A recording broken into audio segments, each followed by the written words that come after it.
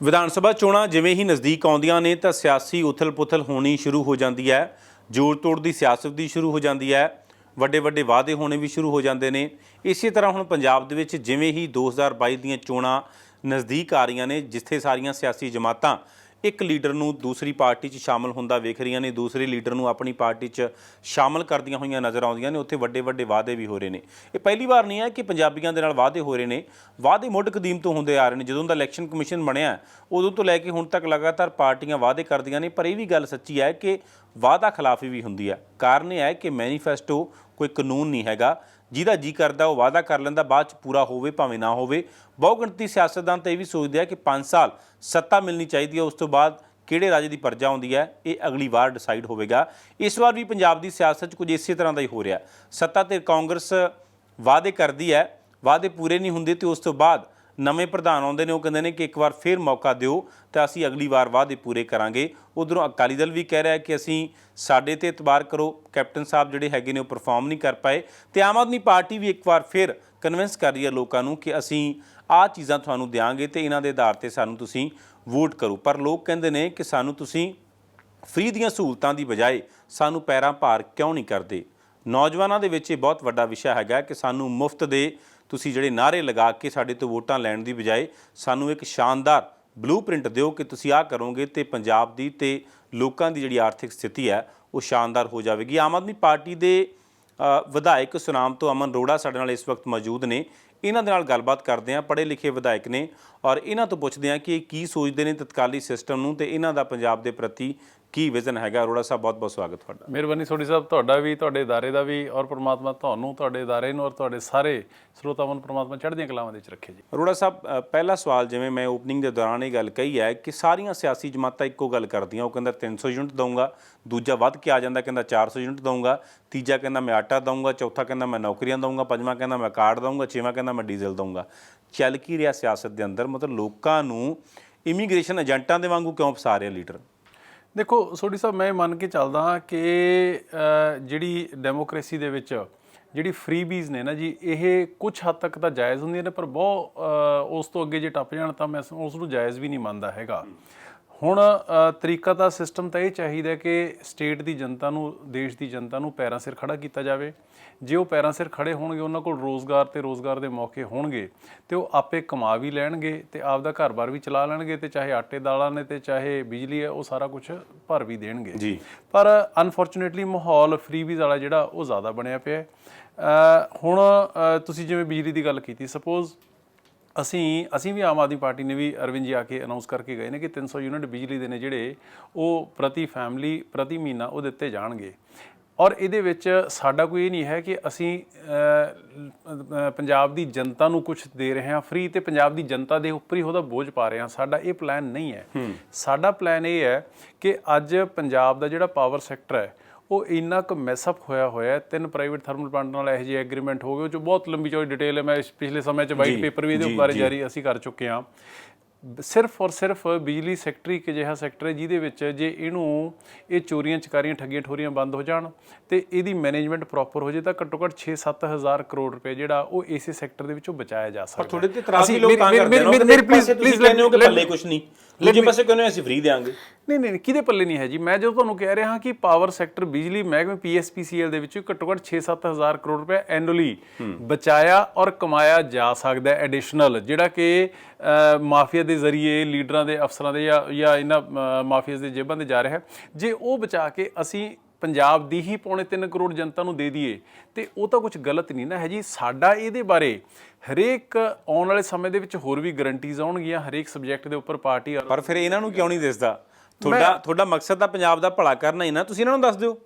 ਮੈਂ ਅੱਜ ਪੌਣੇ 5 ਸਾਲ ਹੋ ਗਏ ਜੀ। ਮੈਂ ਪਿਛਲੇ ਪੌਣੇ 5 ਸਾਲਾਂ ਦੇ ਵਿੱਚ ਮੈਂ 5 ਵਾਰੀ ਪ੍ਰਾਈਵੇਟ ਮੈਂਬਰ ਬਿੱਲ ਲਾ ਚੁੱਕਿਆ, ਮੈਂ ਕੋਲੀਟੈਂਸ਼ਨ ਮੋਸ਼ਨ ਲਾ ਚੁੱਕਿਆ। ਕੈਪਟਨ ਸਾਹਿਬ ਲੈ ਕੇ ਆਏ ਸੀ ਇੱਕ ਕਾਗਜ਼ਾਂ ਦਾ ਦਸਤਾ ਕਿ ਵਾਈਟ ਪੇਪਰ ਹੈ, ਮੈਂ ਜਲਦੀ ਪੇਸ਼ ਕਰੂੰਗਾ, ਵਿਧਾਨ ਸਭਾ 'ਚ ਨਹੀਂ ਕੀਤਾ ਹੈਗਾ। ਹਾਰ ਕੇ ਮੈਨੂੰ ਖੁਦ ਆਪ ਆਮ ਆਦਮੀ ਪਾਰਟੀ ਵੱਲੋਂ ਤਿਆਰ ਕਰਕੇ ਪੇਸ਼ ਕਰਨਾ ਪਿਆ। ਮੈਂ ਤੁਹਾਨੂੰ ਅੱਜ ਵੀ ਦਾਅਵੇ ਨਾਲ ਕਹਿਣਾ ਕਿ ਪੰਜਾਬ ਸਰਕਾਰ ਸਾਡਾ ਉਹ ਜਿਹੜਾ ਉਹਦੇ 'ਚ ਕਦੋਂ ਗਲਤ ਹੋਇਆ, ਕਿੱਥੇ ਗਲਤ ਹੋਇਆ, ਕਿਹਦੇ ਵੱਲੋਂ ਹੋਇਆ, ਅੱਜ ਇਹਦੀ ਸਿਚੁਏਸ਼ਨ ਕੀ ਹੈ ਤੇ ਇਹਨੂੰ ਕਿਵੇਂ ਰਿਵਰਸ ਕੀਤਾ ਜਾ ਸਕਦਾ, ਕਿਵੇਂ ਸੁਧਾਰ ਕੇ 6-7 ਹਜ਼ਾਰ ਕਰੋੜ ਬਚਾ ਕੇ 3 ਤੋਂ 4 ਰੁਪਏ ਪਰ ਯੂਨਿਟ ਬਿਜਲੀ ਸਸਤੀ ਕੀਤੀ ਹੈ। ਮੈਂ ਕਹਿੰਦਾ ਅੱਜ ਵੀ, ਮੈਂ ਵਿਧਾਨ ਸਭਾ ਟੇਬਲ ਵੀ ਕਰ ਚੁੱਕਿਆ, ਅੱਜ ਵੀ ਉਹਨੂੰ ਇੰਪਲੀਮੈਂਟ ਕਰ ਲੈਣ, ਘੱਟੋ ਘੱਟ 3 ਤੋਂ 4 ਰੁਪਏ ਬਿਜਲੀ ਪਰ ਯੂਨਿਟ ਸਸਤੀ ਹੋ ਜੂਗੀ। ਪਰ ਕਰੇ ਕੌਣ? ਕਰਦੇ ਹੀ ਨਹੀਂ ਹੈਗੇ, ਸੁਣਦੇ ਹੀ ਨਹੀਂ ਹੈਗੇ। ਜਦੋਂ ਅਸੀਂ ਬੋਲਦੇ ਹਾਂ ਤੇ ਜਿਵੇਂ ਕੋਈ ਸੱਤ ਬਗਾਨਾ ਬੋਲਦਾ ਹੁੰਦਾ ਹੈ, ਅਸੀਂ ਵੀ ਆਖਰ ਨੂੰ, ਜੇ ਵਿਰੋਧੀ ਧਿਰ ਵੀ ਹੈਗੀ, ਵਿਰੋਧੀ ਧਿਰ ਜੇ ਕੁਝ ਕਹਿੰਦੀ ਹੈ ਤੇ ਉਹਦੀ ਜੇ ਸਰਕਾਰ ਸੁਣਵਾਈ ਕਰਦੀ ਹੈ ਤੇ ਸੋਢੀ ਸਾਹਿਬ ਉਹਦਾ ਸਭ ਤੋਂ ਬੈਨੀਫਿਟ ਜੇ ਹੁੰਦਾ, ਡਾਇਰੈਕਟਲੀ ਬੈਨੀਫਿਟ ਹੁੰਦਾ ਸਰਕਾਰ ਨੂੰ, ਸੱਤਾਧਿਰ ਨੂੰ ਹੁੰਦਾ। ਸੋ ਇਸ ਕਰਕੇ ਪਰ ਸੁਣਵਾਈ ਨਹੀਂ ਤੇ ਸਮਰੱਥਾ ਹੈ, ਤੁਹਾਨੂੰ ਲੱਗਦਾ ਸਥਿਤੀ ਹੈਗੀ ਹੈ ਸਰਕਾਰ ਦੀ ਕਿ ਉਹ ਰੱਦ ਕਰ ਸਕਦੀ ਹੈ ਸਮਝੌਤੇ? ਦੇਖੋ ਇਸ ਤਰ੍ਹਾਂ ਹੈ ਕਿ 2-3 ਤਰੀਕੇ ਨੇ ਉਸ ਦੇ ਵਿੱਚ। Number 1, where there is will there is way, ਜਹਾਂ ਚਾਹ ਵਹਾਂ ਰਾਹ। ਜੇ 2004 ਦੇ ਵਿੱਚ ਕੈਪਟਨ ਅਮਰਿੰਦਰ ਸਿੰਘ ਜੀ ਪਾਣੀਆਂ ਦੇ ਸਮਝੌਤੇ, ਜਿਹਦੇ ਵਿੱਚ ਦੇਸ਼ ਦੇ ਪ੍ਰਧਾਨ ਮੰਤਰੀ ਔਰ 3 ਸਟੇਟਾਂ ਪੰਜਾਬ, ਹਰਿਆਣਾ ਤੇ ਰਾਜਸਥਾਨ ਦੇ ਮੁੱਖ ਮੰਤਰੀਆਂ ਦੇ ਸਾਈਨ ਸੀਗੇ, ਜੇ ਉਹ ਰੱਦ ਹੋ ਸਕਦੇ ਨੇ ਤਾਂ ਇਹ ਵੀ ਰੱਦ ਹੋ ਸਕਦੇ ਨਹੀਂ। ਪਾਵਰ ਦੇ ਪੱਖੋਂ ਨਹੀਂ ਮੈਂ ਵੇਖ ਰਿਹਾ, ਹਾਂ, ਪਾਵਰ ਦੇ ਪੱਖੋਂ ਨਹੀਂ, ਕੀ ਕਿਉਂਕਿ ਮੈਂ ਇਹ ਸਵਾਲ ਸੁਖਬੀਰ ਸਿੰਘ ਬਾਦਲ ਦੇ ਰੈਫਰੈਂਸ ਤੇ ਪੁੱਛਦਾ। ਉਹ ਕਹਿੰਦੇ ਰੱਦ ਕਰ ਲਓ, ਤੁਸੀਂ ਬਿਜਲੀ ਕਿੱਥੋਂ ਦਿਓਗੇ? ਮੇਰੀ ਹੁਣ ਬੇਨਤੀ ਇਹ ਹੈ ਕਿ ਸੁਖਬੀਰ ਸਿੰਘ ਜੀ ਬਾਦਲ ਕਹਿੰਦੇ ਸੀ ਮੈਂ ਪੰਜਾਬ ਨੂੰ ਪਾਵਰ ਸਰਪਲਸ ਕਰ ਦੂੰਗਾ। ਪੰਜਾਬ ਦੇ ਵਿੱਚ ਗਰਮੀਆਂ ਦੇ ਵਿੱਚ ਝੋਨੇ ਦੇ ਵਿੱਚ 14,000 ਮੈਗਾਵਾਟ ਯੂਨਿਟ ਚਾਹੀਦੀ ਹੁੰਦੀ ਹੈ ਤੇ ਸਰਦੀਆਂ ਵਿੱਚ ਦਿਨੇ 6,000 ਤੇ ਰਾਤ ਨੂੰ 3,000 ਮੈਗਾਵਾਟ ਚਾਹੀਦੀ ਹੈ। ਅੱਜ ਵੀ ਜਿਹੜੀ ਪਾਵਰ ਸਰਪਲਸ ਹੈਗੀ ਉਹ ਸਰਦੀਆਂ ਦੇ 6 ਮਹੀਨੇ ਹੈ, 8 ਮਹੀਨੇ ਹੈ। ਜਿਹੜੇ 6 ਮਹੀਨੇ ਗਰਮੀਆਂ ਦੇ ਵਿੱਚ ਔਰ ਝੋਨੇ ਦੀ ਜਦੋਂ ਲੋੜ ਹੈ, ਅੱਜ ਵੀ ਪਾਵਰ ਡੈਫਿਸਿਟ ਹੈ। ਅੱਜ ਵੀ ਸਾਨੂੰ ਬਾਹਰੋਂ ਖਰੀਦ ਕੇ ਫਿਰ ਸਟੇਟ ਨੂੰ ਦੇਣੀ ਪੈਂਦੀ ਹੈ। ਮੈਂ ਇਹ ਨਹੀਂ ਕਹਿੰਦਾ ਹੈਗਾ ਕਿ ਤੁਸੀਂ ਉਹਨੂੰ ਬਿਲਕੁਲ ਸਕ੍ਰੈਪ ਕਰ ਦਿਓ। ਮੈਂ ਕਹਿੰਦਾ ਤੁਸੀਂ ਘੱਟੋ ਘੱਟ ਯਾਰ ਉਹਨਾਂ ਨਾਲ ਬੈਠ ਕੇ ਤੁਸੀਂ ਰਿਵਿਊ ਤਾਂ ਕਰ ਲਓ ਕਿ ਭਾਈ ਇੱਕ ਸਮੇਂ ਵਾਟ ਐਵਰ ਦਾ ਰੀਜ਼ਨਸ ਆਰ, ਤੁਸੀਂ ਛੱਡ ਦਿਓ, ਤੁਸੀਂ ਕਿਸੇ ਤੇ ਐਲੀਗੇਸ਼ਨ ਨਾ ਲਾਓ, ਐਗਰੀਮੈਂਟ ਹੋ ਗਏ, ਪਰ ਹੁਣ ਸਟੇਟ ਉਹਨੂੰ ਅਫੋਰਡ ਨਹੀਂ ਕਰ ਸਕਦੀ ਹੈਗੀ। ਤੁਸੀਂ ਬੈਠ ਕੇ ਸਾਡੇ ਨਾਲ ਬਿਜ਼ਨਸ ਕਰਨਾ, ਬਿਜ਼ਨਸਮੈਨ ਵਾਂਗੂ ਕਰੋ, ਲੁਟੇਰਿਆਂ ਵਾਂਗੂ ਕਰਨ ਦੀ ਕੀ ਲੋੜ ਹੈ? ਔਰ ਇਹਦੇ ਵਿੱਚ ਇੱਕ ਪਿਛਲੇ ਸਮੇਂ ਦੇ ਵਿੱਚ ਪੰਜਾਬ ਦੇ ਐਗਰੀਮੈਂਟ ਹੋਏ ਨੇ ਟਾਟਾ ਮੁੰਦਰਾ ਪਾਵਰ ਪਲਾਂਟ ਦੇ ਨਾਲ, ਔਰ ਰਿਲਾਇੰਸ ਦਾ ਸ਼ਾਸਨ ਹੈ। ਟਾਟਾ ਮੁੰਦਰਾ ਪਾਵਰ ਪਲਾਂਟ ਹੈ ਜਿਹੜਾ, ਉਹ ਸੁਪਰੀਮ ਕੋਰਟ ਦੇ ਵਿੱਚ ਗਿਆ। ਜਸਟਿਸ ਨਰਿਮਨ ਨੇ ਉਸ 'ਚ ਫੈਸਲਾ ਸੁਣਾਇਆ ਕਿ ਜੇ ਤੁਹਾਨੂੰ ਪੜਤਾ ਨਹੀਂ ਪੈਂਦਾ ਤੁਸੀਂ ਰੀਨੈਗੋਸ਼ੀਏਟ ਕਰ ਸਕਦੇ ਹੋ ਸਟੇਟਾਂ ਦੇ ਨਾਲ। ਉਹਦੇ ਵਿੱਚ ਟਾਟਾ ਪਾਵਰ ਪਲਾਂਟ ਨੇ ਸਾਰੀਆਂ ਸਟੇਟਾਂ ਨੂੰ, ਪੰਜਾਬ ਦੇ ਵਿੱਚ ਵੀ ਵੱਧ ਕੇ ਆ ਗਈ ਚਿੱਠੀ ਕਿ ਤੁਸੀਂ 50 ਪੈਸੇ ਤੁਹਾਡਾ ਰੇਟ ਰਿਵਾਈਜ਼ ਕਰਦੇ ਆ ਵਧਾ ਕੇ। ਹੁਣ ਜਿਹੜਾ ਰਾਹ ਇੱਕ ਪ੍ਰਾਈਵੇਟ ਕੰਪਨੀ ਨੇ ਸੁਪਰੀਮ ਕੋਰਟ ਦੇ ਰਾਹੀਂ ਖੋਲ੍ਹ ਲਿਆ, ਉਸੇ ਰਾਹ ਦੇ ਰਾਹੀਂ, ਉਸੇ ਖਿੜਕੀ ਦੇ ਰਾਹੀਂ ਸਟੇਟ ਕਿਉਂ ਨਹੀਂ ਆਪਦੇ 3 ਕਰੋੜ ਲੋਕਾਂ ਦੇ ਹਿੱਤਾਂ ਦੀ ਗੱਲ ਕਰ ਸਕਦੀ? ਸੋ ਵਾਟ ਆਈ ਮੀਨ ਟੂ ਸੇ ਇਜ਼, ਮੇਰੇ ਕਹਿਣ ਦਾ ਮਤਲਬ ਸਿਰਫ ਔਰ ਸਿਰਫ ਇੰਨਾ ਹੈ ਕਿ ਸਭ ਕੁਝ ਹੋ ਸਕਦਾ ਹੈ। ਹੁਣ ਜਦੋਂ ਵੋਟਾਂ ਸਿਰ ਤੇ ਆ ਗਈਆਂ, ਹੁਣ ਜਦੋਂ 60 MLA ਇੱਕ ਪਾਸੇ ਹੋ ਕੇ ਖੜ ਗਏ, ਹੁਣ ਕੈਪਟਨ ਸਾਹਿਬ ਨੇ ਕੀ ਆਰਡਰ ਕੀਤੇ ਨੇ ਕਿ ਅਸੀਂ ਰਿਵਿਊ ਕਰ ਰਹੇ ਹਾਂ। ਹੁਣ ਜਿਹੜੇ 3 ਜਿਹੜੇ ਆਰੀਆ ਔਰ 3 ਪ੍ਰਾਈਵੇਟ ਜਿਹੜੇ ਪਲਾਂਟਾਂ ਦੇ ਨਾਲ ਐਗਰੀਮੈਂਟ ਹੋਏ ਸੀਗੇ, ਹੁਣ ਪਿਛਲੇ ਦਿਨਾਂ 'ਚ ਬੜੀ ਵੱਡੀ ਸਟੇਟਮੈਂਟ ਦਿੱਤੀ ਹੈ ਕਿ 115 ਕਰੋੜ ਉਹਦੇ ਨਾਲ ਬਚਾ ਲਾਂਗੇ। ਜੇ ਤੁਸੀਂ ਉਹ ਨੈਗੋਸ਼ੀਏਟ ਕਰ ਸਕਦੇ ਹੋ ਤੇ ਇਹ ਕਿਉਂ ਨਹੀਂ ਕਰ ਸਕਦੇ? ਔਰ ਇਕੱਲਾ ਇੱਥੇ ਤੱਕ ਸੀਮਿਤ ਨਹੀਂ ਹੈ। 700 ਕਰੋੜ ਰੁਪਇਆ ਤੁਹਾਡਾ ਅਜਾਈ ਜਾ ਰਿਹਾ ਹੈ, ਪਛਵਾੜਾ ਕੋਲ ਮਾਈ ਨਹੀਂ ਚਾਲੂ ਕਰ ਰਹੇ।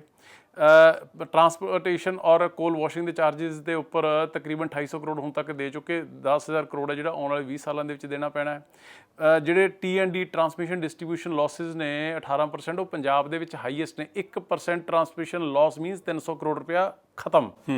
8-9% ਇਹੋ ਜਿਹਾ ਤਕਰੀਬਨ 2,000 ਕਰੋੜ ਰੁਪਏ ਜਿਹੜਾ ਉਹਦੇ ਵਿੱਚੋਂ ਬਜਾਏ। ਬਾਈ ਜੀ ਇਹ ਕੌਣ ਕਰੂਗਾ? ਜਿਹੜੀਆਂ ਗੱਲਾਂ ਆਪੋਜੀਸ਼ਨ ਕਰਦੀ ਆ ਉਹੀ ਗੱਲਾਂ ਸਰਕਾਰ 'ਚ ਰਹਿ ਕੇ ਸਰਕਾਰ ਦੇ ਪ੍ਰਧਾਨ ਨਵਜੋਤ ਸਿੰਘ ਸਿੱਧੂ ਵੀ ਕਰਦੇ ਆ। ਤੁਹਾਨੂੰ ਸਿੱਧੂ ਤੋਂ ਕੁਝ ਉਮੀਦ ਹੈ? ਦੇਖੋ ਬਾਈ ਜੀ, ਗੱਲ ਇਹ ਹੈ ਕਿ ਮੈਂ ਸਿੱਧੂ ਸਾਹਿਬ ਦਾ ਬਹੁਤ ਸਤਿਕਾਰ ਕਰਦਾ, ਮੈਂ ਉਹਨਾਂ ਦਾ ਰਿਗਾਰਡ ਕਰਦਾ, ਪਰ ਪਹਿਲਾਂ ਵੀ ਕਰਦਾ ਸੀ, ਅੱਜ ਵੀ ਕਰਦਾ, ਤੇ ਜੇ ਸਹੀ ਤਰੀਕੇ ਨਾਲ ਉਹ ਕੰਮ ਕਰਦੇ ਨੇ ਉਹਨਾਂ ਦਾ ਕੱਲ੍ਹ ਨੂੰ ਵੀ ਕਰਾਂਗੇ। ਪਰ ਮੈਂ ਸਿੱਧੂ ਸਾਹਿਬ ਨੂੰ ਇੱਕ ਤੁਹਾਡੇ ਜ਼ਰੀਏ ਸਵਾਲ ਪੁੱਛਣਾ ਚਾਹੁੰਦਾ ਕਿ ਅੱਜ ਉਹ ਗੱਲ ਕਰਦੇ ਨੇ ਕਿ ਪਿਛਲੇ 10 ਸਾਲ ਅਕਾਲੀ ਦਲ ਨੇ ਐਂ ਕਰਤਾ, ਹੁਣ 4.5 ਸਾਲਾਂ ਦਾ ਮੇਰੀ ਸਰਕਾਰ ਨੇ ਕੁਝ ਨਹੀਂ ਕੀਤਾ, ਕਾਂਗਰਸ ਦੀ ਸਰਕਾਰ ਨੇ, ਕੈਪਟਨ ਸਾਹਿਬ ਦੀ ਸਰਕਾਰ ਨੇ ਕੁਝ ਨਹੀਂ ਕੀਤਾ ਹੈਗਾ। ਜੇ ਪਿਛਲੇ 15 ਸਾਲਾਂ ਦੇ ਵਿੱਚ ਸਹੀ ਮਾਇਨੇ ਦੇ ਵਿੱਚ ਡਾਇਰੈਕਟਲੀ ਜਾਂ ਇਨਡਾਇਰੈਕਟਲੀ ਜੇ ਪੰਜਾਬ ਦੀ ਰਾਜ ਕਰਨ ਵਾਲੀ ਸੱਤਾਧਾਰੀ ਧਿਰ ਦੇ ਵਿੱਚ ਕੋਈ ਹਿੱਸਾ ਰਿਹਾ 15 ਦੇ 15 ਸਾਲ, ਤਾਂ ਉਹ ਸਰ ਨਵਜੋਤ ਸਿੰਘ ਸਿੱਧੂ ਰਹੇ ਨੇ। ਪਹਿਲਾਂ ਬੀਜੇਪੀ ਦੇ MP ਸੀਗੇ, ਅਕਾਲੀ ਦਲ ਬੀਜੇਪੀ ਦੀ 10 ਸਾਲ ਸਰਕਾਰ ਰਹੀ ਹੈ। ਉਸੇ ਸਮੇਂ ਦੌਰਾਨ ਇਹ ਗਲਤ ਐਗਰੀਮੈਂਟ ਨੇ ਜਿਹੜੇ ਉਹ ਹੋਏ ਨੇ। ਹੁਣ 4.5 ਸਾਲਾਂ ਦੇ ਇਸੇ ਪਾਰਟੀ ਦੇ ਵਿੱਚ ਨੇ ਤੇ ਅੱਜ ਉਸੇ ਪਾਰਟੀ ਨੂੰ ਕਹਿ ਰਹੇ ਨੇ ਕਿ ਇਹ ਨਹੀਂ ਕੁਝ ਕਰ ਰਹੇ ਹੈਗੇ। ਜੇ ਨਹੀਂ, ਔਰ ਮੈਂ ਤਾਂ ਜਦੋਂ ਇਹਨਾਂ ਨੂੰ ਪਾਵਰ ਮਹਿਕਮਾ ਵੀ ਆਫਰ ਕੀਤਾ ਸੀਗਾ, ਮੈਂ ਉਦੋਂ ਇਹਨਾਂ ਨੂੰ ਚਿੱਠੀ ਲਿਖੀ ਸੀਗੀ ਸਿੱਧੂ ਸਾਹਿਬ ਨੂੰ ਕਿ ਬਾਈ ਜੀ ਸਾਡੇ ਕੋਲ ਐਡਾ ਦਸਤਾ ਪਿਆ, ਕੱਲਾ ਕੱਲਾ ਕਾਗਜ਼, ਤੁਸੀਂ ਪਾਵਰ ਮਹਿਕਮਾ ਸੰਭਾਲੋ, ਅਸੀਂ ਤੁਹਾਡੇ ਕੋਲ ਨੰਗੇ ਪੈਰੀ ਚੱਲ ਕੇ ਆਵਾਂਗੇ, ਤੁਹਾਨੂੰ ਦੱਸਾਂਗੇ ਵੀ ਇੱਥੇ ਆਹ ਗਲਤ ਹੋਇਆ ਤੇ ਆਪਾਂ ਇਹਦੇ ਨਾਲ ਰਲ ਮਿਲ ਕੇ ਆਪਾਂ ਸਿਆਸਤਾਂ ਛੱਡ ਦਿਓ।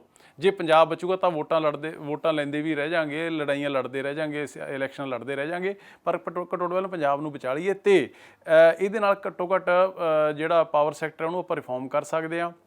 ਇਹ ਤੁਸੀਂ ਮਹਿਕਮਾ ਸੰਭਾਲੋ ਤੇ ਪੰਜਾਬ ਦੇ ਲੋਕਾਂ ਨੂੰ ਆਪਾਂ ਸਸਤੀ ਬਿਜਲੀ ਦੇਈਏ। ਉਦੋਂ ਉਹਨਾਂ ਨੇ ਉਹ ਸੰਭਾਲਿਆ ਨਹੀਂ ਹੈਗਾ। ਹੁਣ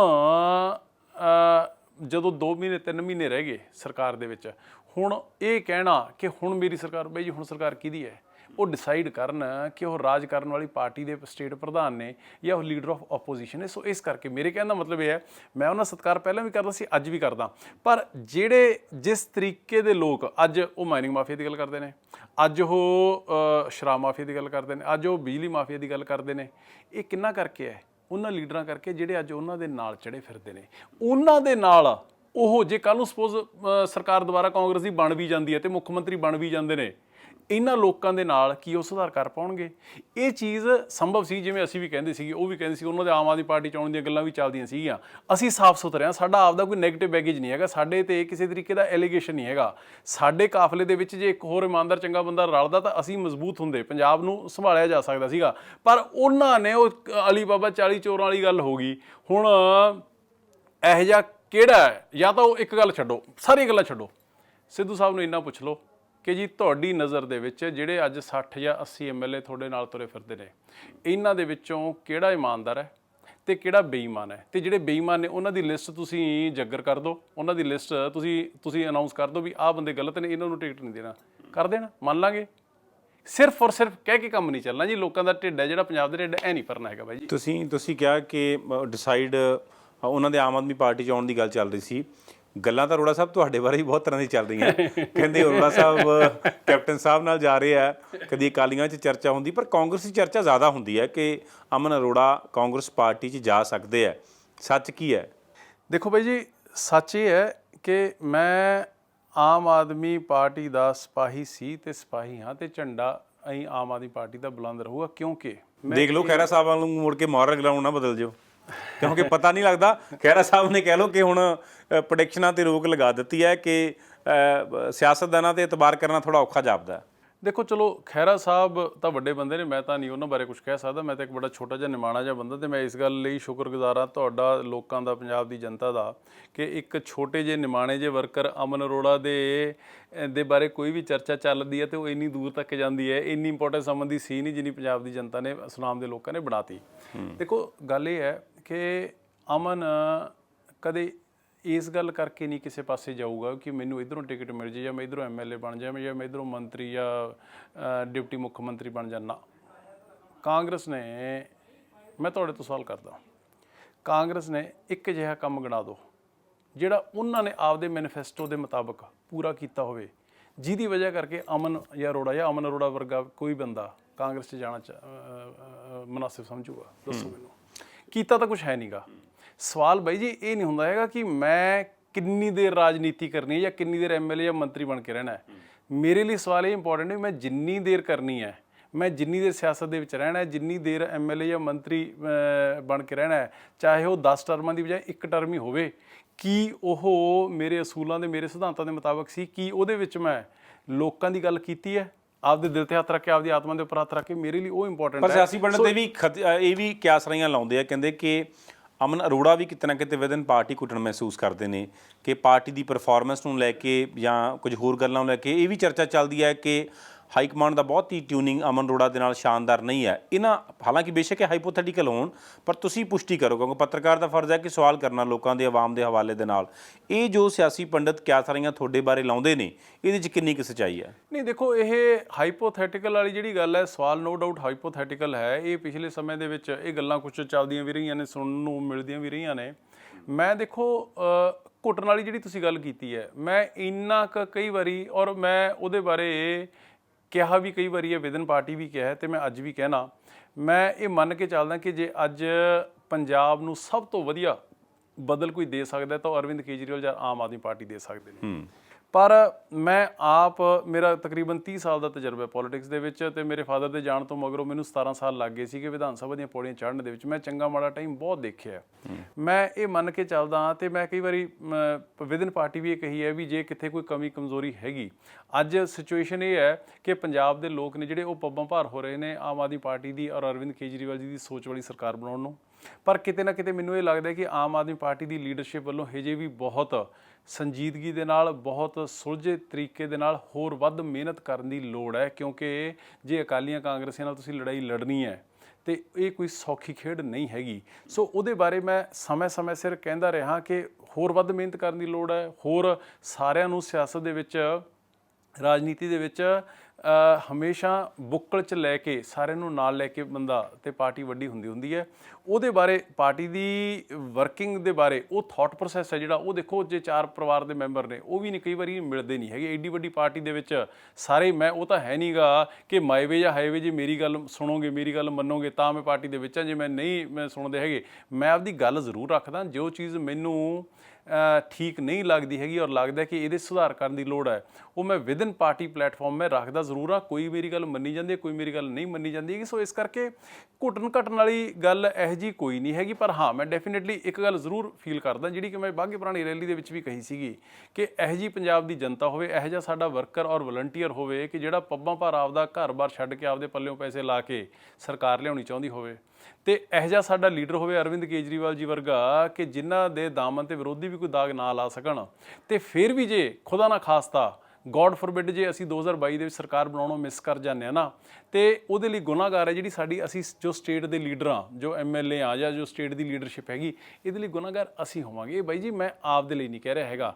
ਮੈਨੂੰ ਨਾ ਪਰਮਾਤਮਾ ਦੀ ਕਿਰਪਾ ਨਾਲ ਅੱਜ ਤੱਕ ਮੈਂ ਨਾ ਆਪਦੇ ਲਈ ਕਦੇ ਕੁਝ ਮੰਗਿਆ ਤੇ ਨਾ ਮੈਂ ਕਦੇ ਮੰਗਣਾ। ਜੋ ਮੱਥੇ ਤੇ ਲਿਖਿਆ ਹੋਇਆ ਉਹ ਪ੍ਰਮਾਤਮਾ ਨੇ ਘਰ ਬੈਠਿਆਂ ਦੇ ਦੇਣਾ ਹੈ। ਮੈਂ ਸਿਰਫ ਔਰ ਸਿਰਫ ਇਹ ਚਾਹੁੰਦਾ ਕਿ ਆਮ ਆਦਮੀ ਪਾਰਟੀ ਦਾ ਝੰਡਾ ਬੁਲੰਦ ਰਹੇ, ਆਮ ਆਦਮੀ ਪਾਰਟੀ ਚੜ੍ਹਦੀ ਕਲਾ ਦੇ ਵਿੱਚ ਰਹੇ, ਕਿਉਂਕਿ ਅੱਜ ਜੇ ਪੰਜਾਬ ਨੂੰ ਕੋਈ ਬਚਾ ਸਕਦੇ ਸਿਰਫ ਔਰ ਸਿਰਫ ਆਮ ਆਦਮੀ ਪਾਰਟੀ ਔਰ ਅਰਵਿੰਦ ਕੇਜਰੀਵਾਲ। ਇਸ ਹਾਲਾਤ 'ਚ ਬਣ ਪਾਉਂਗੇ ਜੋ ਅੱਜ ਤਤਕਾਲੀ ਸਥਿਤੀ ਹੈ ਤੁਹਾਡੀ? ਨਹੀਂ, ਦੇਖੋ, ਤੁਸੀਂ ਉਮੀਦ ਆਸ ਦੇ ਉੱਪਰ ਦੁਨੀਆ ਕਾਇਮ ਹੈ। ਮੈਂ ਮੰਨ ਕੇ ਚੱਲਦਾ ਕਿ ਅੱਜ ਅੰਡਰ ਕਰੰਟ ਹੈ ਜਿਹੜਾ ਉਹ ਬਹੁਤ ਮਜ਼ਬੂਤ ਹੈ। ਕਈ ਚੀਜ਼ਾਂ ਨੇ, ਬਹੁਤ ਚੀਜ਼ਾਂ ਨੇ ਜਿਹੜੀਆਂ ਉਹ ਠੀਕ ਡਾਇਰੈਕਸ਼ਨ ਵੱਲ ਜਾ ਰਹੀਆਂ ਨੇ। ਕੁਝ ਚੀਜ਼ਾਂ ਇਹੋ ਜਿਹੀਆਂ ਵੀ ਹੋਣਗੀਆਂ ਜਿਨ੍ਹਾਂ ਦੇ ਵਿੱਚ ਹਜੇ ਹੋਰ ਇੰਪਰੂਵਮੈਂਟ, ਸੁਧਾਰ ਕਰਨ ਦੀ ਲੋੜ ਹੈ। ਮੈਂ ਸਮਝਦਾ ਕਿ ਆਉਣ ਵਾਲੇ ਸਮੇਂ ਦੇ ਵਿੱਚ, ਕਿਉਂਕਿ ਹੁਣ ਅਰਵਿੰਦ ਜੀ ਆਪ ਮੋਨੀਟਰਿੰਗ ਕਰ ਰਹੇ ਨੇ, ਆਈ ਥਿੰਕ। ਪਰ ਪੰਜਾਬ ਦੇ ਲੋਕ ਤਾਂ ਇਹ ਬਹੁਤ ਚਰਚਾ ਕਰਦੇ ਹੋ, ਕਹਿੰਦੇ ਕਿ 6 ਮਹੀਨੇ ਚੋਣਾਂ 'ਚ ਰਹਿ ਗਏ ਹੈ, ਹਾਲੇ ਤੱਕ ਤੁਸੀਂ ਕੇਡਰ ਨਹੀਂ ਆਪਣਾ ਮਜ਼ਬੂਤ ਕਰ ਪਏ। ਗਰਾਊਂਡ ਲੈਵਲ ਤੇ ਡੈਜ਼ਿਗਨੇਟਿਵਲੀ ਜਿਹੜਾ ਪਾਰਟੀ ਨੂੰ ਮਜ਼ਬੂਤ ਕਰਨਾ ਹੁੰਦਾ, ਉਹ ਤੁਹਾਡੀਆਂ ਅਹੁਦੇਦਾਰੀਆਂ ਉਸ ਪੱਧਰ ਤੇ ਨਹੀਂ ਜਾ ਪਾਈਆਂ। ਤੁਹਾਡੇ ਪ੍ਰਧਾਨ ਦੀ ਐਕਟੀਵਿਟੀ ਬਹੁਤ ਘੱਟ ਹੈ, ਇਹ ਵੀ ਵਿਦਨ ਪਾਰਟੀ ਚਰਚਾ ਚੱਲਦੀ ਹੈ। ਔਰ ਅਰਵਿੰਦ ਕੇਜਰੀਵਾਲ ਦਾ ਪੰਜਾਬ 'ਚ ਦੌਰਾ ਨਹੀਂ ਹੈ। ਇਸ ਤਰ੍ਹਾਂ ਦੀਆਂ ਗੱਲਾਂ ਵੀ ਹੁੰਦੀਆਂ ਨੇ। ਇਹ ਤਮਾਮ ਚੀਜ਼ਾਂ ਨੂੰ ਤੁਸੀਂ ਬਤੌਰ ਪਾਰਟੀ ਦਾ ਅੰਗ ਹੋਣ ਦੇ ਨਾਤੇ ਕਿਵੇਂ ਵੇਖਦੇ ਹੋ? ਤੁਹਾਨੂੰ ਲੱਗਦਾ ਨਹੀਂ ਹੈ ਕਿ ਇਹਦਾ ਬਹੁਤ ਵੱਡਾ ਨੁਕਸਾਨ ਹੋ ਸਕਦਾ? ਇੱਕ ਦੌਰ ਦੇ ਅੰਦਰ ਤੀਜੀ ਧਿਰ ਜਿਹੜੀ ਹੈਗੀ ਆ, ਤੁਸੀਂ ਆਪੋਜੀਸ਼ਨ ਹੋ ਪੰਜਾਬ ਦੇ ਅੰਦਰ, ਆਪੋਜੀਸ਼ਨ ਦੇ ਨਾਲੋਂ ਤਾਂ ਜਿਹੜੀ ਤੀਜੇ ਨੰਬਰ 'ਤੇ ਰਹਿ ਗਈ ਅਕਾਲੀ ਦਲ ਹੈ, ਜਿਹਨੂੰ ਤੁਸੀਂ ਸੈਲੀਬ੍ਰੇਟ ਕਰਦੇ ਹੋ, ਉਹਦੀ ਐਕਟੀਵਿਟੀ ਤੁਹਾਡੇ ਨਾਲ 100 ਗੁਣਾ ਜ਼ਿਆਦਾ ਹੈ। ਦੇਖੋ, ਇਸ ਤਰ੍ਹਾਂ ਜੀ ਦੋ ਚੀਜ਼ਾਂ ਨੇ। ਅਰਵਿੰਦ ਜੀ ਖੁਦ ਆਪ ਸਾਰੀਆਂ ਚੀਜ਼ਾਂ ਮੋਨੀਟਰ ਕਰ ਰਹੇ ਨੇ ਔਰ ਪਿਛਲੇ ਸਮੇਂ ਦੇ ਵਿੱਚ ਉਹ 2 ਵਾਰੀ, ਇੱਕ ਵਾਰੀ ਅੰਮ੍ਰਿਤਸਰ ਤੇ ਦੂਜੀ ਵਾਰੀ ਚੰਡੀਗੜ੍ਹ ਆ ਕੇ ਬਿਜਲੀ ਬਾਰੇ ਅਨਾਊਂਸਮੈਂਟਸ ਜਿਹੜੀ ਉਹ ਕਰਕੇ ਗਏ ਨੇ। ਇੱਕ ਅਨਾਊਂਸਮੈਂਟ ਦੇ ਨਾਲ ਹੀ ਅਕਾਲੀ ਦਲ ਨੂੰ ਵੀ ਔਰ ਕਾਂਗਰਸ ਪਾਰਟੀ ਦੀ ਪੰਜਾਬ ਸਰਕਾਰ ਨੂੰ ਵੀ ਕੰਬਣੀ ਹੈ ਜਿਹੜੀ ਉਹ ਛਿੜ ਚੁੱਕੀ ਹੈ। ਆਉਣ ਵਾਲੇ ਸਮੇਂ ਦੇ ਵਿੱਚ ਹੋਰ ਰੈਗੂਲਰ ਵੀ ਆਉਣਗੇ। ਹਾਂ, ਡੈਫੀਨੇਟਲੀ ਮੈਂ ਇਸ ਚੀਜ਼ ਦੀ ਥੋੜ੍ਹੀ ਕਮੀ ਜ਼ਰੂਰ ਮਹਿਸੂਸ ਕਰਦਾ ਕਿ ਅਸੀਂ 7 ਸਾਲਾਂ ਤੋਂ ਤਕਰੀਬਨ 2014 ਦੇ ਵਿੱਚ ਸਾਡੇ 4 MP ਬਣ ਗਏ ਸੀਗੇ। 7 ਸਾਲਾਂ ਦੇ ਵਿੱਚ ਅਸੀਂ 2 ਪਾਰਲੀਮੈਂਟ ਦੀਆਂ ਇਲੈਕਸ਼ਨਾਂ ਲੜ ਲਈਆਂ ਔਰ ਇੱਕ ਅਸੈਂਬਲੀ ਦੀ ਇਲੈਕਸ਼ਨ ਹੈ ਜਿਹੜੀ ਲੜ ਕੇ ਅਸੀਂ ਵਿਰੋਧੀ ਧਿਰ ਦੇ ਵਿੱਚ ਬਣ ਚੁੱਕੇ ਹਾਂ, ਪ੍ਰਿੰਸੀਪਲ ਆਪੋਜੀਸ਼ਨ ਪਾਰਟੀ ਬਣ ਚੁੱਕੇ ਹਾਂ। ਜਿਸ ਲੈਵਲ ਦੀ ਜਿਹੜੀ ਲੀਡਰਸ਼ਿਪ ਡਿਵੈਲਪ ਹੋਣੀ ਚਾਹੀਦੀ ਸੀਗੀ, ਉਹ ਮੈਂ ਜ਼ਾਤੀ ਤੌਰ 'ਤੇ ਥੋੜ੍ਹਾ ਮਹਿਸੂਸ ਕਰਦਾ ਕਿ ਉਹ ਹੁਣ ਤੱਕ ਲੀਡਰਸ਼ਿਪ ਡਿਵੈਲਪ ਹੋ ਜਾਣੀ ਚਾਹੀਦੀ ਸੀਗੀ, ਜਿਹਦੀ ਕਮੀ ਮਹਿਸੂਸ ਹੋ ਰਹੀ ਹੈ। ਪਰ ਡੈਫੀਨੇਟਲੀ ਨਾਲ ਇਹ ਵੀ ਹੈ ਕਿ ਹੁਣ ਜਿਵੇਂ ਕਿਉਂਕਿ ਉਹਦੇ ਵਿੱਚ ਇਕੱਲਾ ਆਪਾਂ ਕਹੀਏ ਵੀ ਪਾਰਟੀ ਦੇ ਪੱਖੋਂ ਕਮੀ ਜਾਂ ਕਮਜ਼ੋਰੀ, ਇਹ ਗੱਲ ਵੀ ਨਹੀਂ ਹੈਗੀ। ਹੁਣ 2017 ਦੇ ਵਿੱਚ ਬਾਈ ਜੀ ਬਹੁਤ ਬੰਦੇ ਅਜਿਹੇ ਆਏ ਜਿਹੜੇ ਕਿ ਸਿਰਫ ਕਿ ਆਮ ਆਦਮੀ ਪਾਰਟੀ ਦੀ ਹਨੇਰੀ ਚੱਲਦੀ ਆ, ਆਓ ਇੱਥੇ ਟਿਕਟ ਵੀ ਮਿਲ ਜੂ, MLA ਮੰਤਰੀ ਵੀ ਬਣ ਜਾਣਗੇ। ਜਦੋਂ ਨਹੀਂ ਬਣੇ ਹੈਗੇ ਤੇ ਸਾਰੇ ਫਲਾਈ ਬਾਏ ਨਾਈਟ ਆਪਰੇਟਰਸ ਵਾਂਗੂ ਸਾਰੇ ਵਾਪਸ ਵੀ ਮੁੜ ਗਏ। ਸੋ ਪੋਲਿਟਿਕਸ ਹੈ ਜਿਹੜੀ ਉਹ ਕਦੇ ਵੀ ਪਾਰਟ ਟਾਈਮ ਨਹੀਂ ਹੋ ਸਕਦੀ ਹੈਗੀ। ਉਹ ਇਹ ਨਹੀਂ ਹੋ ਸਕਦਾ ਹੈਗਾ ਕਿ ਅੱਜ ਚੰਗਾ ਟਾਈਮ ਹੈ, ਅੱਜ ਚੜ੍ਹਤੇ ਤੇ ਅੱਜ ਮੈਂ ਪੋਲਿਟਿਕਸ ਕਰ ਲਈ, ਕੱਲ੍ਹ ਨੂੰ ਜਦੋਂ ਮਾੜਾ ਟਾਈਮ ਆ ਗਿਆ ਉਦੋਂ ਮੈਂ ਛੱਡ ਕੇ ਘਰੇ ਭੇਜੂੰਗਾ। ਸੋ ਇਸ ਕਰਕੇ ਉਹ ਲੀਡਰਸ਼ਿਪ ਡਿਵੈਲਪ ਹੋਣੀ ਚਾਹੀਦੀ ਸੀਗੀ। ਪਰ ਹੁਣ ਪਿਛਲੇ ਸਮੇਂ ਤੁਸੀਂ ਦੇਖਿਆ ਆਰਗੇਨਾਈਜੇਸ਼ਨ ਦੇ ਉੱਪਰ ਵੀ ਕੰਮ ਚੱਲ ਰਿਹਾ ਹੈ, ਹਲਕਾ ਦੇ ਜਿਹੜੇ ਪ੍ਰਧਾਨ ਨੇ, ਇੰਚਾਰਜਸ ਨੇ, ਉਹ ਵੀ ਲਾਏ ਜਾ ਰਹੇ ਨੇ। ਆਉਣ ਵਾਲੇ ਸਮੇਂ ਦੇ ਵਿੱਚ ਇਹ ਹੌਲੀ ਹੌਲੀ ਕਵਰ ਅਪ ਹੋ ਜਾਊਗਾ। ਪਰ ਮੈਂ ਫਿਰ ਵੀ ਕਹਿਣਾ ਵੀ ਇਹ ਜੇ ਬਹੁਤ ਲੰਬਾ ਪੈਂਡਾ ਪਿਆ ਜਿਹੜਾ ਸਾਨੂੰ as a party, as a organisation ਅਸੀਂ ਕਵਰ ਕਰਨਾ। ਪਰ ਮੈਂ ਉਮੀਦ ਮੈਨੂੰ ਪੂਰੀ ਹੈ, ਆਸ ਮੈਨੂੰ ਪੂਰੀ ਹੈ ਕਿ ਕਿਉਂਕਿ ਅਰਵਿੰਦ ਜੀ ਹੁਣੀ ਆਪ ਮੋਨੀਟਰ ਕਰ ਰਹੇ ਨੇ ਤੇ ਇਹ ਪੈਂਡਾ ਵੀ ਅਸੀਂ ਜਲਦੀ ਹੀ ਪੂਰਾ ਕਰ ਲਾਂਗੇ। ਇਹ ਇੱਕ ਪਲੱਸ ਪੁਆਇੰਟ ਜਿਹੜਾ ਸਾਨੂੰ ਮੈਂ ਮੰਨਦਾ ਕਿ ਕਈ ਵਾਰੀ ਹੁਣ ਤੁਸੀਂ ਸ਼ਾਇਦ ਤੁਹਾਡਾ ਅਗਲਾ ਸਵਾਲ ਹੋਵੇ ਕਿ ਥੋੜਾ ਸੀਐਮ ਦਾ ਚਿਹਰਾ, ਉਹ ਗੱਲਾਂ ਬਾਅਦ ਦੀਆਂ ਨੇ। ਅੱਜ ਜਿਨ੍ਹਾਂ ਕੋਲੇ ਸਾਡੀ ਪ੍ਰੋਬਲਮ ਤਾਂ ਇਹ ਹੋ ਸਕਦੀ ਹੈ ਕਿ ਸਾਡਾ ਸੀਐਮ ਦਾ ਚਿਹਰਾ ਕਿਹੜਾ ਹੋਊਗਾ। ਦੂਜੇ ਪਾਸੇ ਦੋ ਧਿਰਾਂ ਅਕਾਲੀ ਦਲ ਔਰ ਕਾਂਗਰਸ ਉਹ ਨੇ ਜਿਨ੍ਹਾਂ ਕੋਲ ਸੀਐਮ ਦੇ ਚਿਹਰੇ ਤਾਂ ਹੈਗੇ, ਪਰ ਦੋਨੋਂ ਦੇ ਦੋਨੇ ਹੀ ਪੰਜਾਬ ਦੀ ਜਨਤਾ ਦੇ ਵਿੱਚ ਡਿਸਕ੍ਰੈਡਿਟ ਹੋ ਚੁੱਕੇ। ਉਹਨਾਂ ਦੇ ਉੱਪਰ ਕੋਈ ਚਵੰਨੀ ਦਾ ਇਤਬਾਰ ਨਹੀਂ ਕਰਦਾ ਹੈਗਾ। ਪੰਜਾਬ ਦੇ ਵਿੱਚ ਲੋਕ ਡਿਮਾਂਡ ਵੀ ਕਰਦੇ ਆ ਨਾ ਕਿ ਚਿਹਰਾ ਹੋਣਾ ਚਾਹੀਦਾ। ਮੈਂ ਕਹਿੰਦਾ ਹਜੇ 4 ਮਹੀਨੇ ਪਏ ਨੇ ਜੀ, ਆਉਣ ਵਾਲੇ ਸਮੇਂ ਦੇ ਵਿੱਚ ਉਹ ਵੀ ਅਰਵਿੰਦ ਜੀ ਵੱਲੋਂ ਸਟੇਟ ਪਾਰਟੀ ਦੀ ਲੀਡਰਸ਼ਿਪ ਵੱਲੋਂ ਉਹਦੇ ਉੱਪਰ ਵੀ ਵਿਚਾਰ ਵਟਾਂਦਰਾ ਜਿਹੜਾ ਉਹ ਚੱਲ ਰਿਹਾ ਹੈ, ਉਹ ਵੀ ਸਮੇਂ ਆਉਣ ਤੇ ਦੇ ਦਿੱਤਾ ਜਾਏਗਾ। ਪਰ ਵੱਡਾ ਸਵਾਲ ਇਹ ਇਸ਼ੂ ਹੈ ਜਿਹੜਾ ਇਹ ਸਾਡੇ ਨਾਲੋਂ ਵੱਧ ਇਹ ਕਾਂਗਰਸ ਤੇ ਅਕਾਲੀ ਦਲ ਦੀ ਚਿੰਤਾ ਦਾ ਵਿਸ਼ਾ ਬਣਿਆ ਹੋਇਆ, ਕਿਉਂਕਿ ਉਹਨਾਂ ਦੇ ਜਿਹੜੇ ਲੀਡਰ ਨੇ ਉਹ ਡਿਸਕ੍ਰੈਡਿਟ ਹੋ ਚੁੱਕੇ, ਉਹਨਾਂ ਤੇ ਕੋਈ ਚਵੰਨੀ ਦਾ ਵਿਸ਼ਵਾਸ ਨਹੀਂ ਕਰਦਾ। ਸੋ ਇਸ ਕਰਕੇ ਤੁਹਾਡੇ ਚ ਕ੍ਰੈਡੀਬਲ ਕਿਹੜਾ ਹੈ? ਤੁਹਾਨੂੰ ਕੀ ਲੱਗਦਾ ਕਿ ਜਿਹੜੀ ਐਗਜ਼ਿਸਟਿੰਗ ਪੋਲੀਟੀਸ਼ੀਅਨ ਹੈਗੇ ਆ, ਨਹੀਂ ਭਗਵੰਤ ਮਾਨ ਨੂੰ ਕ੍ਰੈਡੀਬਲ ਮੰਨਦੇ ਹੋ? ਨਹੀਂ, ਤੁਸੀਂ ਮੈਨੂੰ ਇਹ ਦੱਸੋ ਵੀ ਡਿਸਕ੍ਰੈਡਿਟਡ ਕਿਹੜਾ ਸਾਡੇ ਚੋਂ? ਛੱਡ ਦੱਸੋ। ਇਹ ਤਾਂ ਤੁਸੀਂ ਤੈਅ ਕਰੋ ਨਾ। ਨਹੀਂ ਤੁਸੀਂ ਬਤੌਰ ਪੱਤਰਕਾਰ ਮੈਂ ਕਿਵੇਂ ਇਹ ਗੱਲ ਕਹਿ ਸਕਦਾ ਕਿ ਫਲਾਣਾ ਡਿਸਕ੍ਰੈਡਿਟ ਹੈਗਾ? ਨਹੀਂ ਡਿਸਕ੍ਰੈਡਿਟ, ਇੱਕ ਸੈਕਿੰਡ ਆਪਾਂ ਸੋਢੀ ਸਾਹਿਬ, ਮੈਂ ਤਾਂ ਕਹਿੰਦਾ ਚਲੋ ਤੁਸੀਂ ਸਾਰੇ ਕ੍ਰੈਡੀਬਲ ਹੋ, ਪਰ ਤੁਹਾਡੇ ਚ ਫੈਸਲਾ ਕੌਣ ਕਰੂਗਾ? ਕਿਹੜਾ ਬਣੂਗਾ ਫੈਸਲਾ? ਅਮਨ ਅਰੋੜਾ ਹੋਊਗਾ, ਭਗਵੰਤ ਮਾਨ ਹੋਊਗਾ, ਬਜਿੰਦਰ ਕੌਰ ਹੋਊ, ਕੌਣ ਹੋਊ? ਨਹੀਂ, ਉਹ ਤਾਂ ਫੈਸਲਾ ਜਿਹੜਾ ਉਹ ਅਰਵਿੰਦ ਕੇਜਰੀਵਾਲ ਜੀ ਨੇ, ਪਾਰਟੀ ਦੀ ਪੀਏਸੀ ਨੇ ਕਰਨਾ, ਸਟੇਟ ਦੀ ਲੀਡਰਸ਼ਿਪ ਦੇ ਨਾਲ ਰਲ ਕੇ ਮਿਲ ਕੇ ਕਰਨਾ। ਪਰ ਮੈਂ ਕ੍ਰੈਡਿਟਡ ਉਹਨੂੰ ਮੰਨਦਾ ਕਿ ਜਿਹਦੇ ਮਨ ਦੇ ਵਿੱਚ ਪੰਜਾਬ ਦਾ ਦਰਦ ਹੋਵੇ, ਤੇ ਡਿਸਕ੍ਰੈਡਿਟਡ ਉਹਨੂੰ ਮੰਨਦਾ ਜਿਹਦੇ ਚਿੱਟੇ ਦਾਮਨ ਦੇ ਉੱਪਰ ਕਿਸੇ ਤਰੀਕੇ ਦਾ ਦਾਗ ਹੋਵੇ।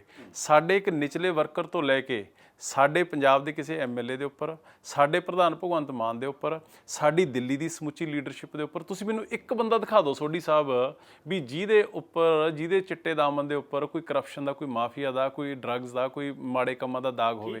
ਨਹੀਂ ਹੈਗਾ। ਸਾਡੀ ਸਟਰੈਂਥ ਬਾਈ ਜੀ, ਸਾਡੀ ਸਟਰੈਂਥ ਇਹੀ ਹੈ। ਇੱਕ ਮਿੰਟ, ਤੁਸੀਂ ਕਹਿੰਦੇ ਨਹੀਂ ਬਣ ਸਕਦੇ ਹੈਗੇ। ਕੈਪਟਨ ਅਮਰਿੰਦਰ ਸਿੰਘ ਜੀ 1997 ਦੇ ਵਿੱਚ ਅਕਾਲੀ ਦਲ ਨੇ ਉਹਨਾਂ ਨੂੰ ਟਿਕਟ ਨਹੀਂ ਦਿੱਤੀ। 3 ਮਹੀਨੇ ਬਾਅਦ ਕਾਂਗਰਸ ਪਾਰਟੀ ਜੁਆਇਨ ਕੀਤੀ, ਪਾਰਟੀ ਦਾ ਪ੍ਰਧਾਨ ਬਣਾਤਾ, ਤੇ 2002 ਦੇ ਵਿੱਚ ਕੈਪਟਨ ਅਮਰਿੰਦਰ ਸਿੰਘ, ਜਿਨ੍ਹਾਂ ਨੂੰ ਕੋਈ ਵੀ ਨਹੀਂ ਜਾਣਦਾ ਸੀਗਾ ਅਕਾਲੀ ਦਲ ਦੇ ਵਿੱਚ, ਉਹ ਮੁੱਖ ਮੰਤਰੀ ਬਣ ਗਏ।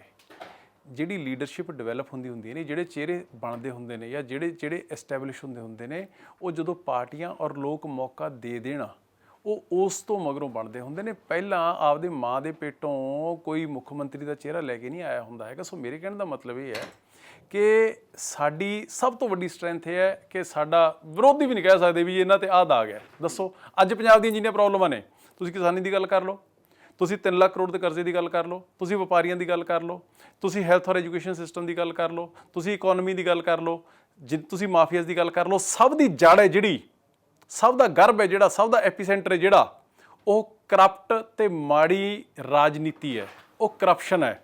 ਤੇ ਕਰਪਸ਼ਨ ਨੂੰ ਜੜੋਂ ਪੱਟ ਕੇ ਸਿੱਟਣਾ ਹੀ ਅਰਵਿੰਦ ਕੇਜਰੀਵਾਲ ਦੀ ਤੇ ਆਮ ਆਦਮੀ ਪਾਰਟੀ ਦੀ USP ਹੈ। ਸੋ ਇਸ ਕਰਕੇ ਮੇਰੇ ਕਹਿਣ ਦਾ ਮਤਲਬ ਇਹ ਹੈ ਕਿ ਅਸੀਂ ਨਵੇਂ ਜ਼ਰੂਰ ਹਾਂ, ਅਸੀਂ ਛੋਟੇ ਜ਼ਰੂਰ ਹਾਂ, ਪਰ ਸਾਨੂੰ ਸਾਡੀ ਨੀਅਤ ਔਰ ਨੀਤੀ ਦੇ ਉੱਪਰ, ਸਾਡੀ ਵਿਜ਼ਨ ਦੇ ਉੱਪਰ, ਸਾਡੀ ਸੋਚ ਦੇ ਉੱਪਰ ਔਰ ਸਾਡੀ ਪੰਜਾਬ ਪ੍ਰਤੀ ਕਮਿਟਮੈਂਟ ਦੇ ਉੱਪਰ ਕਿਰਪਾ ਕਰਕੇ ਤੁਸੀਂ ਵੀ ਔਰ ਪੰਜਾਬ ਦੀ ਜਨਤਾ ਵੀ ਸ਼ੱਕ ਨਾ ਕਰੋ। ਇੱਕ ਮੌਕਾ, 70 ਸਾਲ ਹੋ ਗਏ ਇਹਨਾਂ ਨੂੰ, ਇੱਕ ਮੌਕਾ ਤਾਂ ਮਿਲਣਾ ਚਾਹੀਦਾ ਹੈ। ਜੇ ਨਹੀਂ ਕੁਝ ਕਰਾਂਗੇ ਫਿਰ ਇਹ ਕਿਹੜਾ ਕੁੰਭ ਦਾ ਮੇਲਾ ਹੈ? ਕੈਪਟਨ ਸਾਹਿਬ ਨੇ ਮੱਥੇ ਤੇ ਗੁਟਕਾ ਸਾਹਿਬ ਲਾ ਕੇ ਸਹੁੰ ਕੱਢੀ ਸੀਗੀ, 5 ਸਾਲ ਪੂਰੇ ਨਹੀਂ ਹੋ ਗਏ। ਤੁਹਾਨੂੰ ਲੱਗਦਾ ਲੋਕ ਇੱਕ ਵਾਰ ਫਿਰ ਐਕਸਪੈਰੀਮੈਂਟ ਕਰਕੇ ਵੇਖ ਲੈਣ? ਐਕਸਪੈਰੀਮੈਂਟ ਹਜੇ ਤੱਕ ਹੋਇਆ ਨਹੀਂ ਜੀ। ਜਾਂ ਰਾਹ ਪਿਆ ਜਾਣੀ ਹੈ ਜਾਂ ਵਾਹ ਪਿਆ ਜਾਣੀ ਹੈ। ਐਕਸਪੈਰੀਮੈਂਟ ਕਰਨ ਦੀ ਕੋਸ਼ਿਸ਼ ਕੀਤੀ ਸੀ ਪੰਜਾਬ ਦੀ ਜਨਤਾ ਨੇ ਵੀ ਤੇ ਅਸੀਂ ਵੀ, ਤੇ ਉਹਦੇ ਵਿੱਚ ਅਸੀਂ 100% ਸਫਲ ਨਹੀਂ ਹੋ ਪਾਏ ਹੈਗੇ, ਤੇ ਅੱਜ ਉਹਦਾ ਲੋਕ ਭੁਗਤਾਨ ਕਰ ਰਹੇ ਨੇ। ਇਹ ਮੈਂ ਨਹੀਂ ਕਹਿ ਰਿਹਾ, ਇਹ ਜਿਹੜੀ ਪਾਰਟੀ ਦੀ ਸਰਕਾਰ ਹੈ ਉਹਦੇ ਪ੍ਰਧਾਨ ਸਾਹਿਬ ਖੁਦ ਆਪ ਕਹਿ ਰਹੇ ਨੇ। ਸੋ ਇਸ ਕਰਕੇ ਇੱਕ ਮੌਕਾ ਤਾਂ ਦੇਣਾ ਬਣਦਾ, ਜਾਂ ਰਾਹ ਪੈ ਜਾਣੀ ਜਾਂ ਵਾਹ ਪੈ ਜਾਣੀ ਹੈ। ਬਹੁਤ ਬਹੁਤ ਧੰਨਵਾਦ ਅਰੋੜਾ ਸਾਹਿਬ, ਜਗਬਾਈ ਨਾਲ ਗੱਲਬਾਤ ਕਰਨ ਲਈ। ਮਿਹਰਬਾਨੀ ਸੋਢੀ ਸਾਹਿਬ, ਥੈਂਕ ਯੂ ਵੈਰੀ ਮਚ ਜੀ, ਧੰਨਵਾਦ।